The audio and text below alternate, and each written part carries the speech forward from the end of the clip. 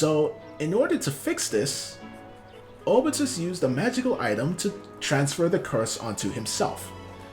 And as a result, he just blinked away. He was gone. He now had his sister's curse on himself. He was constantly going through time. And as you can imagine, he was using it to mess with time. He helped, I think if I remember correctly, first thing that he did was stop the dinosaurs from going extinct, and then he made them go extinct again, and he only saved like certain dinosaurs from going extinct, like giant turtles, for some reason. Oh. Yeah, that tracks. Okay. See, from what I know of Obi, it tracks. See? So the man is just literally insane. Gotcha. Thing was, they figured out with his sister that the way to save Obitus in a very roundabout way, would be to stop the curse from being cast in the first place. The person that cast this curse on Obitus' sister is Diablos. Oh my god.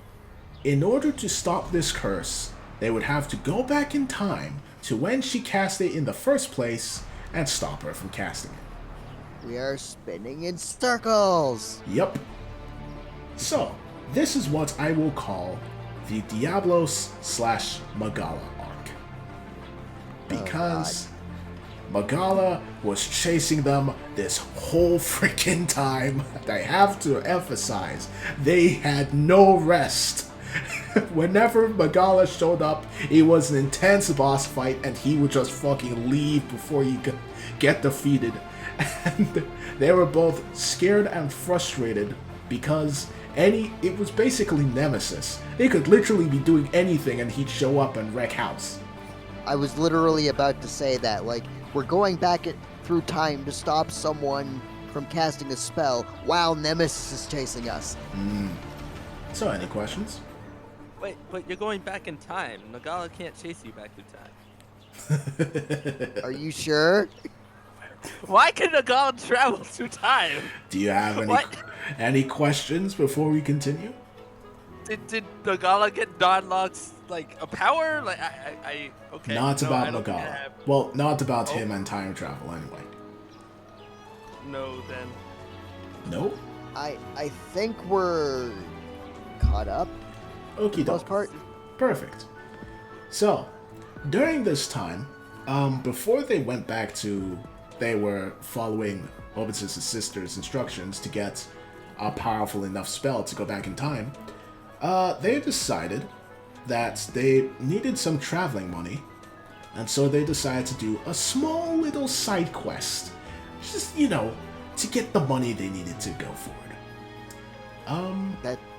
That seems like a bad idea when a giant dark matter dragon's chasing you. Actually, hold on. I don't even remember.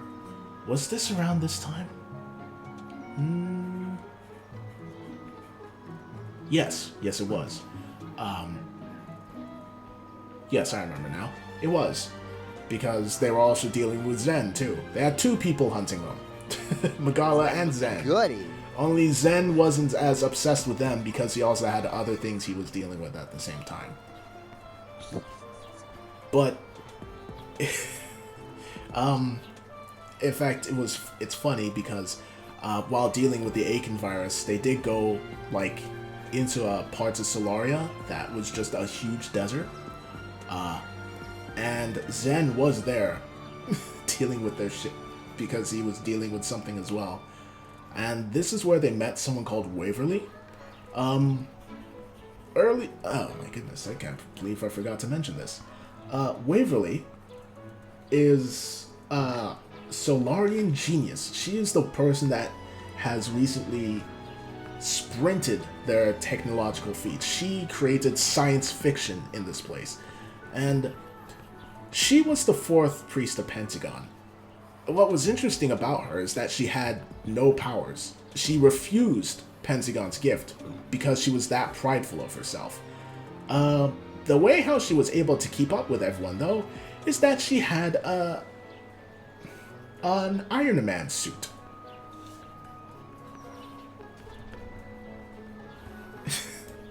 And she was pretty freaking strong. She was Obitus's rival, and they hated each other. But yeah, she was the fourth priest. I forget what exactly they were doing that they met up with her. But Zen was involved, and he got killed again because he got overtaken by Aiken zombies.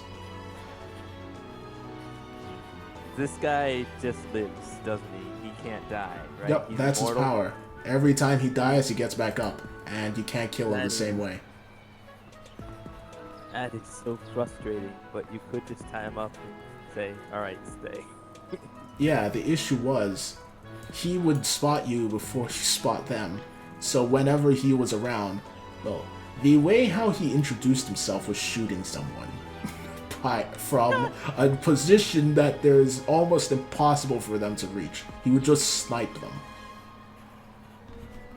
But either way, This guy sounds like a very big pain. he was very dangerous. But moving on, they go to a small side quest where they were just gonna explore something with a small person, well, not small, a young kid, who was actually my character, who was called Logan.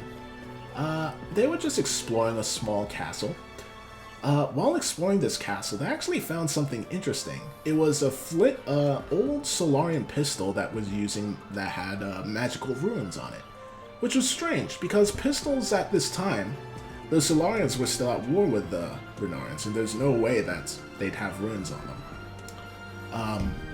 But either way, during this little adventure, Zen was after them again. And while they were trying to deal with Zen, they accidentally dropped a coffin into a pool of something. And out of this coffin burst a very, very hungry vampire, who proceeded to, again, kill Zen. But after killing Zen and satiating her hunger, she was actually kind of chill. Well, scary, but chill. She introduced herself as Valentine. Valentine. Hello. Hungry chill vampire.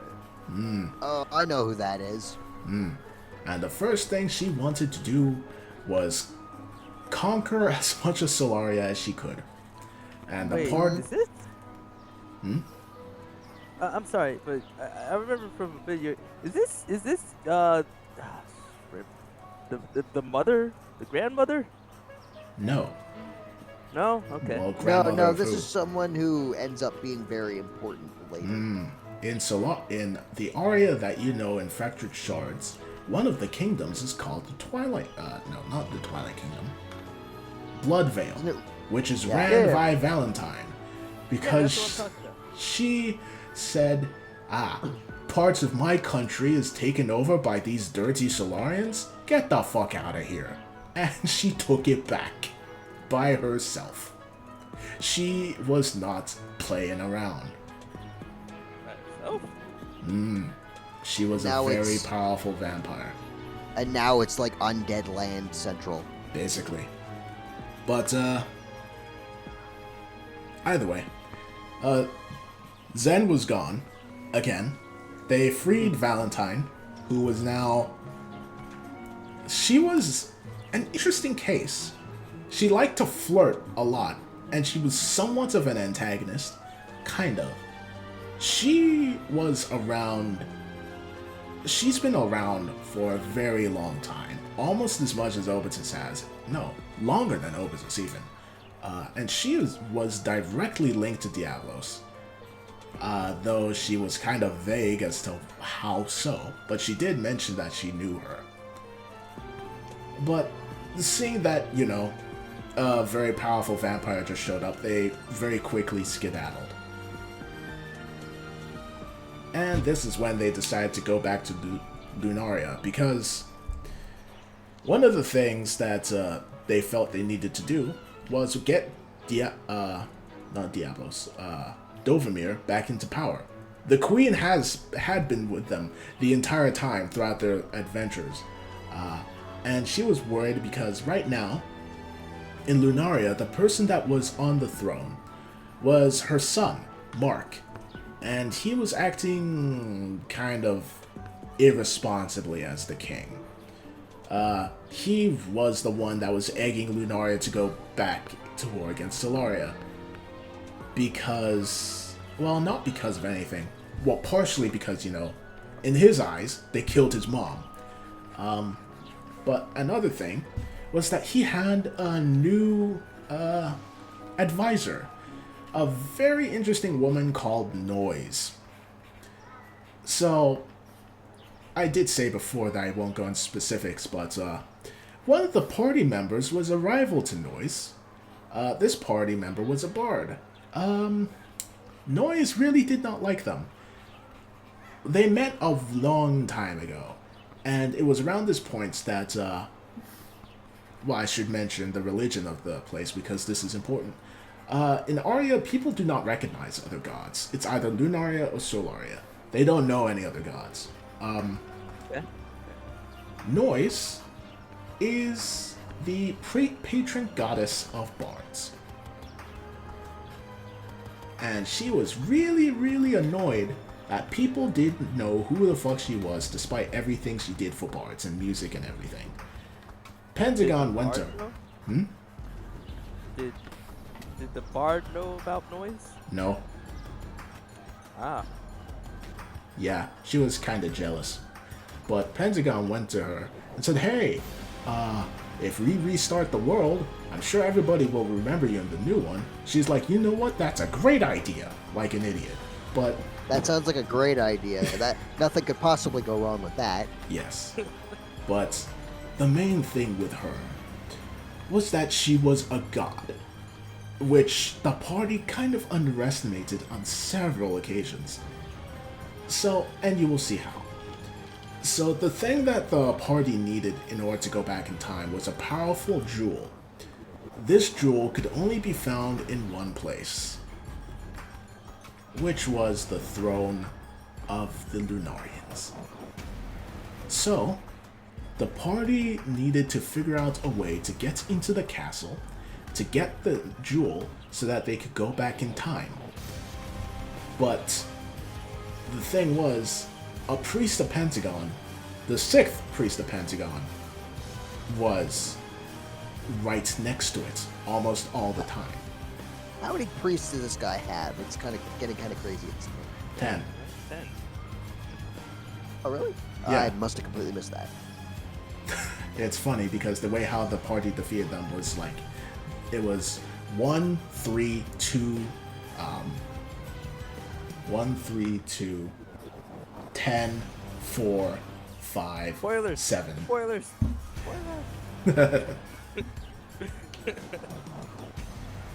But, yes. At least nobody said you have to defeat them in order. Yeah. So they ended up Man. doing this by... I don't even remember how the hell they managed it. But they managed to sneak into a ball that was going on at the time. That Noise herself set up. And they managed to snag the jewel away in the process. Noise was not happy about this. Every time the party tried to brute force it, they ended up dealing with God and got rocked in response. When they used their head, they managed to pull one past her. So she was pretty annoyed. But they managed to get the jewel, and they were able to finally go back in time. The issue was, Magala was chasing them. So when they made the portal, guess who went in with them? Ah, Magala. Yes. It's me, Magala. Hello. I should mention, during this whole thing, while they were dealing with Noise, Magala was also still chasing them. It actually reached a point where, when trying to deal with Noise, the party got beaten up by Noise and sent to jail, which meant the people that rescued them were their dragons. They played as their young dragons, who I think were like children or teenagers around this point. Scary thing is, Magala chased them. Oh my god. Yes. It's like an episode of Muppet Babies, but Nemesis is chasing them all. Basically, I think, yeah, they were at this point that they were able to, like, handle themselves. Well, sorta. They actually managed to put up a good fight against them. I think it was around this point that Grigori realized he could use Dark Ether as well. Grigori being, Orbitus's dragon. Yep. Nonetheless. Wait. Yes. He was able to use... Now use the ether. That, and the dragon that was with Dovemir, when she first was signing the peace treaty, she did have a big dragon with her, and her dragon was called Amasa. Her dragon was there too, and did help defeat, well, not really help defeat Magala. They didn't defeat Magala in this case, until they managed to free their parents, in which case the dragons and the parent and the party managed to fight Magala off. But yes, Magala did the same thing here, only this time when he went through the portal, he took Obatus's dragon with him. He's just like, oh, you can use ether too, nice. That power is mine now, thank you. I just took him. So, realizing that Magala was big problem now, and took Obitus's dragon, the party ended up finding Obitus again. I think at this point, people in the party were strong enough that they were able to like suppress or cancel the curse by themselves. They didn't need to find Diablos to do it. But they did need to rescue the dragon. So, they found Magala, only Magala was no longer Dark Ether. Somehow, he was now producing Light Ether by himself. And, yeah, as a result, he was significantly more powerful. Like, crazy powerful. Well, when he produces, the source of magic at will, that's a big deal. Well, it's not really the source of magic, it's sort of its own energy in of itself. But nonetheless, he was so freaking powerful that the island that they were fighting on at the end was completely destroyed. But they managed to finally, after arcs and arcs and arcs of being chased by that monster, they finally managed to put him down. Like, permanently? Permanently. He was no longer an issue. Nice. They are no longer pacifists. I do not agree with this. Well, considering what everything Magala did to them, I think at that point they're like, fuck it. That, and they were only sparing the priest. They had killed like hundreds of people and bad guys at this point. There was a dungeon that they went through where I had to roll every individual initiative before the session because I wanted it to be a dungeon long fight, right? And this dungeon had, I counted, 119 people in it, and the party killed every single one except for one, the last one, who was like, fuck it, I surrender. Then why were they sparing the priests? They were just killing every other insignificant person and said, alright, but you get to live, even though you were the cause of all of this. I think it's because, more often than not, the priests had their own personal reasons for doing it that were readily apparent, while everybody else was like, I am bad guy, and I am going to shank you. I mean, okay, I guess. Alright. Oh, yes. Another thing. Aria was around at all of these points, too. Just chilling. For some reason. Yeah. Wait, you mean back in time? No, not back in time. Well, she was back in time. But I forgot to mention, because she was just always there, But in every one of the other arcs, except for with Barbossa, she was just there. Just walking around? No, she was just there, always helping the party. And eventually, I think someone in the party was like, okay, do you know what's going on? And she just casually revealed, yeah, I am the 9th priest. Oh, okay, that's big. The thing with Ares was, she had agreed to what Pentagon wanted, but she wasn't really following it. She was essentially a double agent.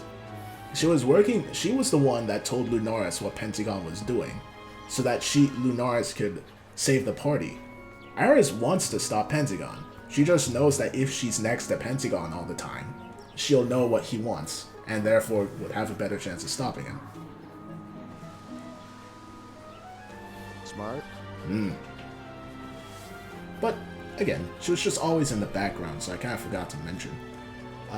She's kind of like when Lunaris isn't around, she was the mission control for the party.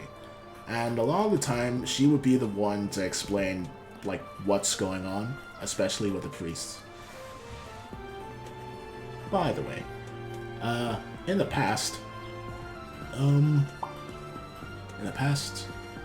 they ended up discovering a couple of things before dealing with Diablos, because they knew she was around and realized, hey, if we stop Diablos, then the dragons that were almost extinct won't be extinct anymore. So maybe we should do that to stop a whole race of people from being, freezed. But before that, they discovered one thing. Solaris was an Aria. He was trying to enter a vault of Deva origins. And they managed to convince him to not. The important thing is, in Solaria, on the easternmost side, the continent is completely desert. In the past, it was a gigantic series of mountains. These mountains are actually what form Sobania right now. But in the past, those didn't exist. The reason why they didn't exist was, in an attempt to get to the vault, Solaris kind of blew up the entire mountainside just in its attempt. But thanks to their actions, Sobania exists now. Hooray. Yeah. I guess. They're like, hey, why are there mountains there now when there was a desert there in our timeline? So they just went and helped with that. But the important thing was, they saw Diablos, what she was trying to do, and surprisingly, they didn't really listen to her reasonings. They just tried to stop her. The interesting thing was, Diablos seemed to know who they were and what they were doing. Which kind of creeped the party out, because she was still in the past at that point.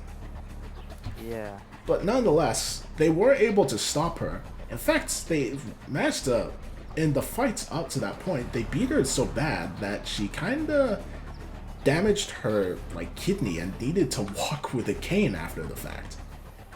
Wait. They're strong enough to be able to fight somebody who's able to... This party is strong enough at this point to be able to stop an ability that is setting someone through time multiple times, and is also able to fight someone who has the power of Frieza destroying a planet. Mm-hmm. Or, except this is an island. Well, she was still very powerful. To give her to put it into perspective, I guess at this point I wouldn't need to be so general with the party. They had a bard who beat the goddess of magic, goddess of music in a bard duel. They had somebody who had a piece of Ares' soul in him. They had the bard. They had the person that had a piece of Ares' soul in him. Nilo had the ability to create and generate light ether. Obitus was a very powerful old necromancer who was a direct lineage to the creator of magic. What else? Yeah. The party was ridiculous at that point. That's when they had a dragon that was able to generate Dark Ether, a dragon that was a powerful ice mage, and a dwarf who was able to produce Dark Ether as well. So the party was pretty powerful at that point. Yeah, I would say so. Yeah. Holy shit. Gotcha. Good to know. The party was pretty strong, which is why they were able to do what they were able to do. Nonetheless, they managed to defeat Diablos and stop her from, extincting the dragons. Before returning to their own time, though, they did want to see what Diablos was up to, because they didn't kill her and she got away. So they followed her and they found out something. They found her speaking to Valentine, and that's when they discovered Valentine is strong because she's literally the first vampire ever created. And she was created by Diablos, who ordered her grandson called Necros. Necros, one of her kids, Necros, as you can imagine, is the father of necromancy. He created necromancy. I see. And so that's why it's called necromancy, because it's named after him. And each one of the schools of magic were created by other ones of her kids. But either way, she not only did she have by proxy create Valentine, she also created a few other children, quote unquote, who were all pretty powerful, and they ended up running across two actually. One of them was attempting to help hunt the dragons. They barely managed to beat him. Another was, when they found out that Valentine was, Valentine, they met the other child. This child was weird because any magic or any energy they tried to use on him, it didn't work. He literally no-sold everything. And the way how they beat him was they realized they couldn't beat him, and they stuck him in a hole and put a couch on him.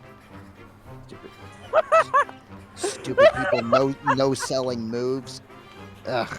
Yeah, for some reason he wasn't able to get the couch off of him despite how strong he was. Weird thing was, he was really friendly, and he was just more annoyed about the couch than anything. But they did. Why would they do that? Because he was trying to kill him. No, you just said he was very friendly. He was very friendly, but his mom said, "Hey," Diablo said, "Hey, there are intruders over there. Kill them." He's like, "Okay." Yes, mother. Basically. But what was the most important thing, though, is that this dude called Nilo his brother. And that's when they realized, oh shit. Nilo was created like the other two. In other words, technically speaking, Nilo was Ovitus's great-granduncle. What? Well, grand-uncle. That raises many confusions. In other words, Nilo was created by Diablo. Why? It's unsure, but that it explains why I was able to use light ether. Like the rest of her kids, that was his power.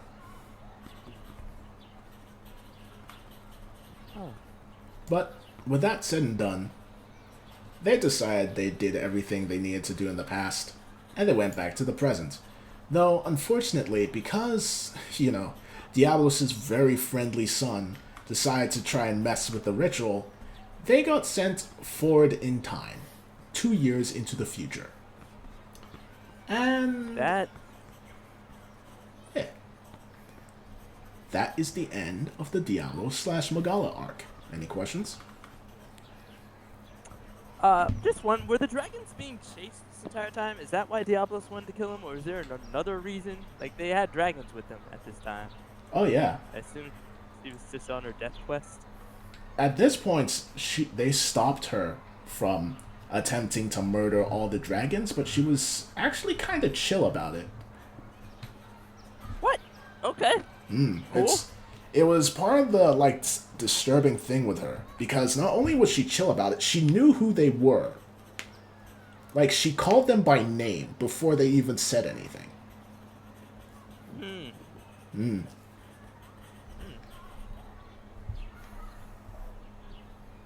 Anything And else? this Valentine, the first vampire, is still in your story of the Fractured Shard. Yes. Well, And not is still really. running the Empire. She's never. No? She's not really been seen because we never went to her country before we got sent to another dimension. So at this point, she's kind of a background character. The only way that she's directly linked to the story is that she's Adol Sarday's sister. That's it. I thought it was mother. Nope. Shit. Her mother is someone completely different. Wait, sister? That doesn't make sense. How not? What do you mean, sister? Adol Sade would have to be like millennia years old. Or her mother. Had another child with another thing. Yeah, that makes sense. Half sister. Okay, I got you. Yeah, Adol ain't that old. Hell, Groom's older than she is. Only by a couple of decades. Yeah, but still. What decades? How's that only? Alright. Well, I mean, between dwarves and drow, that is only like a little bit of time. Yeah, like Drow lived to be 1,000 years old, I think.